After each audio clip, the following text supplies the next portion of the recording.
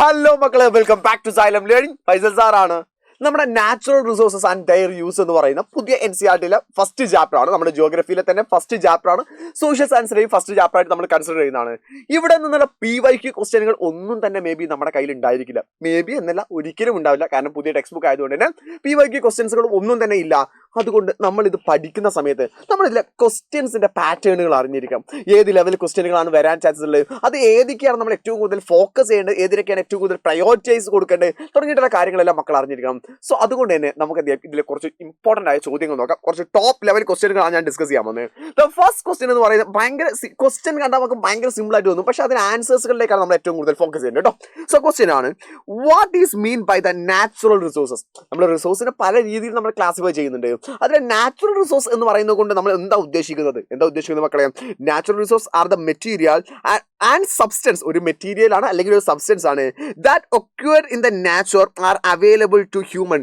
അത് natural available ആയിട്ടുള്ളതാണ് for the human. മനുഷ്യന് അവൈലബിൾ ആയിട്ടുള്ള, നമുക്ക് യൂസ് ചെയ്യാൻ പറ്റുന്ന നാച്ചുറൽ അവൈലബിൾ ആയിട്ടുള്ള റിസോഴ്സസിനെയാണ് നാച്ചുറൽ റിസോഴ്സസ് എന്ന് വിളിക്കാം.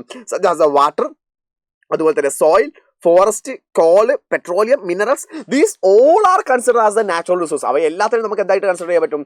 നാച്ചുറൽ റിസോഴ്സ് ആയിട്ട് കൺസിഡർ ചെയ്യാൻ പറ്റും. എന്നാൽ നമ്മൾ നെക്സ്റ്റ് ക്വസ്റ്റ്യനിലേക്ക് നമുക്ക് നോക്കാം. അടുത്ത ക്വസ്റ്റ്യൻ ആയിരുന്നു, explain the term regeneration with an example.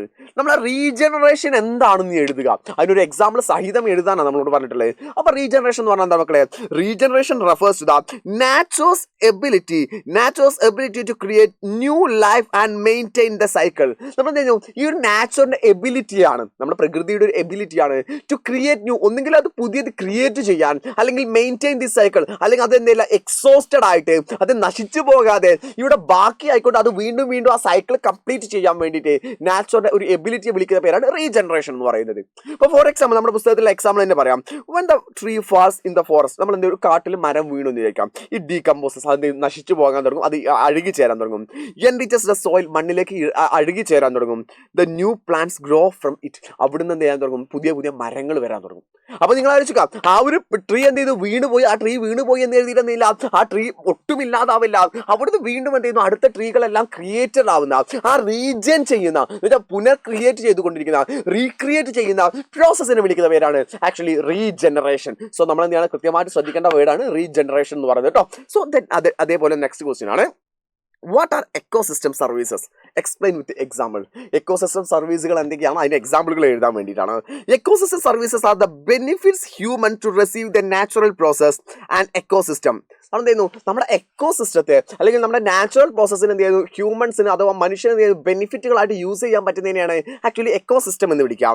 ഉദാഹരണം ഫോർ എക്സാമ്പിൾ പറയുകയാണെങ്കിൽ, trees producing oxygen necessary for the human survival. നമ്മുടെ മനുഷ്യന് ജീവിക്കണമെങ്കിൽ നമുക്ക് ഓക്സിജൻ വേണം. ഈ oxygen that was provided by the trees ആണ് എന്ത് ചെയ്യുന്നത്? പ്രൊവൈഡ് ചെയ്യുന്നത്. നമ്മൾ എന്ത് ചെയ്യുന്നു? ഓക്സിജൻ ഇൻഹൈൽ ചെയ്യുന്നു, കാർബൺ ഡൈ ഓക്സൈഡ് എക്സൈൽ ചെയ്യാണ്. എന്നാൽ ട്രീസ് എന്താ ചെയ്യുന്നത്? ഈ കാർബൺ ഡൈ ഓക്സൈഡ് ഇൻഹൈൽ ചെയ്തുകൊണ്ട് അവർ എന്ത് ചെയ്യുന്നു? ഓക്സിജനാണ് എക്സൈൽ ചെയ്യുന്നത്. സോ അതുകൊണ്ട് തന്നെ we got the oxygen from the trees. അപ്പോൾ നമുക്ക് ട്രീകൾ കമ്പൽസറി ആയിട്ട് വേണ്ടാണ്. Forest filter the water and preventing the soil erosion. നമ്മൾ ഈ ഫോറസ്റ്റുകളൊക്കെ എന്ത് ചെയ്യുന്നുണ്ട്? That should be protect the water, അല്ലെങ്കിൽ ഫിൽറ്ററിംഗ് ദ വാട്ടർ, വെള്ളത്തെ ശുദ്ധീകരിക്കുന്നുണ്ട്. And preventing the soil erosion, മണ്ണ് നശിച്ചു പോകുന്നതിന്, മണ്ണ് എന്ത് ചെയ്യുന്നു? ഇല്ലാതായി പോകുന്നതിന് തടയുന്നുമുണ്ട്. അതുപോലെ തന്നെ bees and insects the pollinating the crops. ബീസുകളൊക്കെ ഉണ്ടല്ലോ, നമ്മൾ പ്രാണികളൊക്കെ ഇല്ലേ, ചെറിയ ഇൻസെക്ട്സുകളൊക്കെ, അവ പോളിനേറ്റിംഗ് ദ ക്രോപ്സ്. അത് ക്രോപ്സുകൾ കൾട്ടിവേഷൻ വരണമെന്നുണ്ടെങ്കിൽ ഈ ക്രോപ്സുകളൊക്കെ പൂവിടണമെന്നുണ്ടെങ്കിൽ അതിൻ്റെ ഉള്ളിൽ പരാഗണം നടക്കണം. അതിൻ്റെ പോളിനേഷൻ പ്രോസസ്സുകൾ നടക്കുന്ന ഏതിലൂടെയാണ് മക്കളെ? ഒരു ഇൻസെക്ട്സ്, അതായത് ഒരു തേനീച്ച എന്ത് ചെയ്യുന്നു? ഒരു പൂവിൽ നിന്ന് മറ്റൊരു പൂവിലേക്ക് പോകുന്ന സമയത്താണ് ഈ പരാഗണം കാര്യങ്ങളെല്ലാം നടക്കാറുള്ളത്. എന്നാൽ അടുത്താണ്, wetlands absorb the excess rainfall and prevent the flood. നമ്മുടെ വെറ്റ് ലാൻഡുകൾ ഉണ്ടല്ലോ, തണ്ണീർത്തടങ്ങൾ എന്ന് പറയുന്ന വെള്ളം കെട്ടി നിൽക്കുന്ന സ്ഥലങ്ങൾ, they should be absorb the excess water. അമിതമായിട്ട് വരുന്ന എക്സസ് ആയിട്ട് വരുന്ന വെള്ളത്തെ എല്ലാത്തിനെയും ദേ ഷുഡ് ബി അബ്സോർബ്, അവ ഇത് പിടിച്ചെടുക്കുന്നു. And it should be prevent the flood, അതിൽ നിന്ന് ഫ്ലഡിനെ പ്രിവെന്റ് ചെയ്യുന്നുണ്ട്. So that's the ecosystem services highlighted closed connection between the natural process and human wellbeing. അതുകൊണ്ട് തന്നെ നമുക്ക് മനസ്സിലാക്കി പറ്റും, ഈ എക്കോസിസ്റ്റത്തിന്റെ ഉള്ളിൽ നടക്കുന്ന പ്രോസസ്സുകളെല്ലാം തന്നെ, ഈ സർവീസുകളെല്ലാം തന്നെ നമ്മൾ ഹ്യൂമൻ ബീയിങ്സിന് നല്ല രീതിയിൽ വെൽ ബീയിങ് ആയിട്ട് ജീവിക്കാൻ വേണ്ടി വളരെ ഇമ്പോർട്ടൻ്റ് ആയിട്ടുള്ള കാര്യമാണ് എന്ന് നമുക്ക് എന്ത് ചെയ്യാൻ പറ്റും?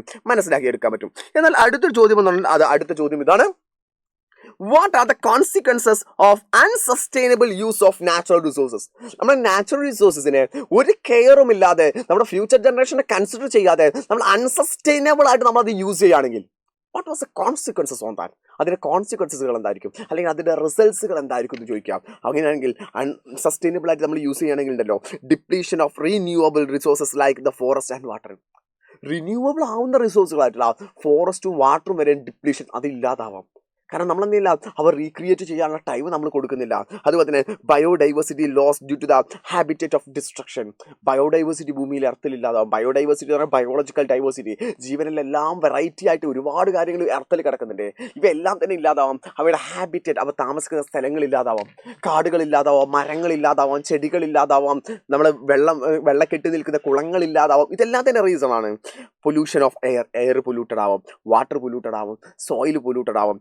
ക്ലൈമറ്റ് ചേഞ്ചുകളുണ്ടാവാൻ due to the excessive fossil fuel burning. ഓവറായിട്ട് എക്സസീവായിട്ട് നമ്മൾ ഫോസിൽ ഫ്യൂൽസുകൾ ബേൺ ചെയ്യാം. കോള് പോലെയുള്ള ഫോസിൽ ഫ്യൂലുകൾ നമ്മൾ എക്സസീവായിട്ട് ബേൺ ചെയ്യാറുണ്ടെന്നുണ്ടെങ്കിൽ കാർബൺ ഡൈ ഓക്സൈഡിനെയും മീഥൈനെയും എല്ലാം എന്ത് ചെയ്യുന്നു, ഇത് ധാരാളമായിട്ട് പുറത്തേക്ക് എക്സസ് ചെയ്യും. സോ അതുകൊണ്ട് തന്നെ ക്ലൈമറ്റ് ചേഞ്ചുകൾ ഉണ്ടാവാം. Conflict over the access to scarce resources. നമ്മൾ എന്ത് ചെയ്യാണ്, ഈ റിസോഴ്സുകളുടെ അവൈലബിലിറ്റി കുറയുന്നതിൻ്റെ ഭാഗമായിട്ട് തന്നെ അവർക്കിടയിൽ കോൺഫ്ലിക്റ്റുകൾ, ജനങ്ങൾക്കിടയിൽ കോൺഫ്ലിക്റ്റുകൾ, ഇഷ്യൂസുകൾ ഉണ്ടാവാൻ ചാൻസസ് ഉണ്ട്. Therefore the reckless of exploitation endangers the ecological balance. അതുകൊണ്ട് തന്നെ നമുക്ക് മനസ്സിലാക്കാം, ഈ നമ്മൾ ഒരു കെയർ ഇല്ലാതെ, ഒരു ശ്രദ്ധയില്ലാതെ നമ്മൾ റിസോഴ്സുകൾ യൂസ് ചെയ്യുകയാണെങ്കിൽ അത് എക്കോളജിക്കൽ ബാലൻസിനെ തന്നെ ഇല്ലാതാക്കാൻ സാധിക്കും. അതിന് ഹ്യൂമൻ സർവൈവലിന് ഭയങ്കരമായിട്ടൊരു ത്രെട്ടായിട്ട് ഫേസ് ചെയ്യും. ഫ്യൂച്ചർ ജനറേഷൻ തന്നെ ഇല്ലാതാവുന്ന ഒരു സിറ്റുവേഷൻ വരും. So these all are the important questions. അങ്ങനെയാണെങ്കിൽ ഞാൻ ഇത്രയും ക്വസ്റ്റ്യൻസും അതിൻ്റെ ആൻസേഴ്സും പറഞ്ഞില്ലേ, ഞാൻ നിങ്ങൾക്ക് സിമ്പിൾ ആയിട്ടുള്ളൊരു ക്വസ്റ്റ്യൻ തരട്ടെ. അതിൻ്റെ ആൻസർ മക്കളൊന്ന് കമൻറ്റ് ചെയ്യണം മക്കളെ. ഞാൻ ഒരു MCQ ക്വസ്റ്റ്യൻ ആണ് കൊടുത്തിട്ടുള്ളത്.